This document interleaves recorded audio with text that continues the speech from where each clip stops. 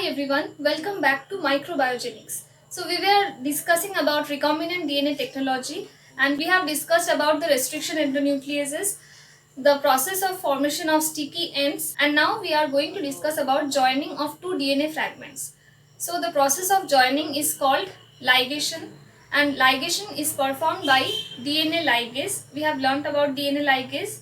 Initially in the introduction video we have learnt about the enzyme. On the basis of the origin of DNA ligase, this enzyme can be classified into two categories. The first one is T4 DNA ligase,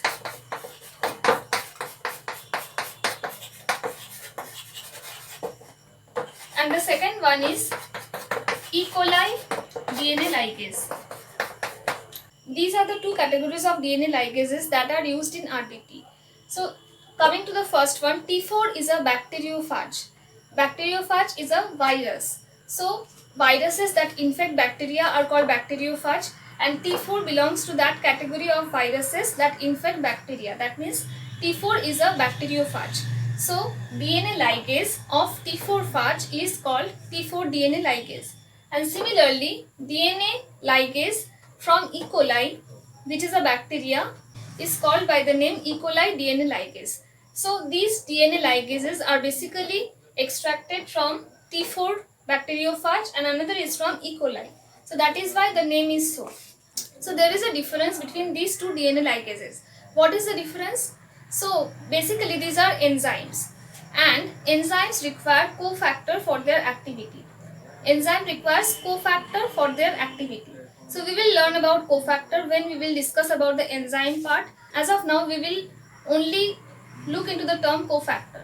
So cofactors are essential for enzymes activity. Cofactor are something that are essential for an enzyme's activity. So both the enzymes require cofactor for their action. In case of T4 DNA ligase, the cofactor is ATP. The full form of ATP is adenosine triphosphate, and in case of E. coli, the cofactor is NAD+. The full form of NAD+ is nicotinamide adenine dinucleotide.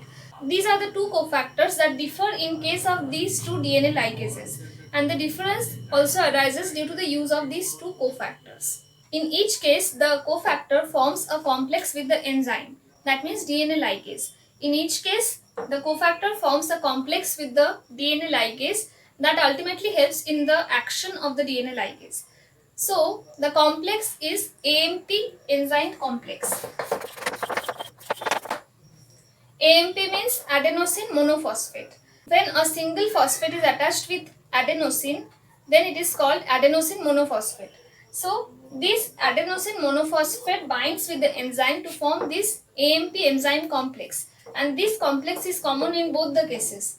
In case of ATP also, AMP enzyme complex will form, and in case of NAD+, AMP enzyme complex will be formed. So in both the cases, AMP enzyme complex will be formed, but the source from which AMP is coming is different. In case of T4, it is ATP, and in case of E. coli, it is NAD+. So this is the basic difference between the two DNA ligases. So after formation of AMP enzyme complex, this complex will bind to the nick. Nick means where the break is created, where the phosphodiester bond needs to be formed. Suppose this is a DNA fragment and this is a DNA fragment. So it will have 5' and 3' end.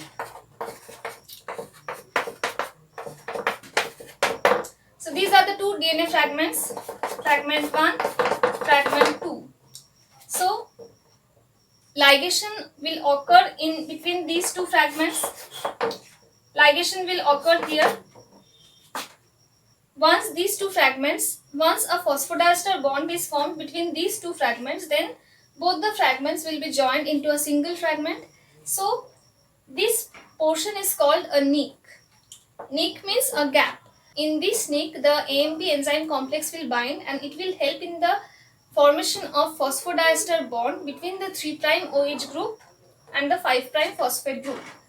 In this way, the DNA ligases helps in the formation of a phosphodiester bond between a 3' OH group and a 5' phosphate group of two different DNA fragments. So this is how the DNA ligation occurs, and we have learnt about the two different categories of enzymes which are classified on the basis of their origin, and this is how the reaction proceeds. Another difference between the T4 DNA ligase and E. coli DNA ligase is that the T4 DNA ligase can catalyze blunt-ended ligation. So blunt-ended DNA looks like this. These are the blunt-ended DNA, and these ligation, the ligation of these two fragments can be catalyzed by T4 DNA ligase. But E. coli DNA ligase does not have the property of blunt-ended ligation. So these are the two differences. First difference is the cofactor requirement, and the second difference is blunt-ended ligation. T4 DNA ligase can perform blunt-ended ligation, whereas E. coli DNA ligase cannot do so. So these are the two differences between the E. coli DNA ligase and the T4 DNA ligase.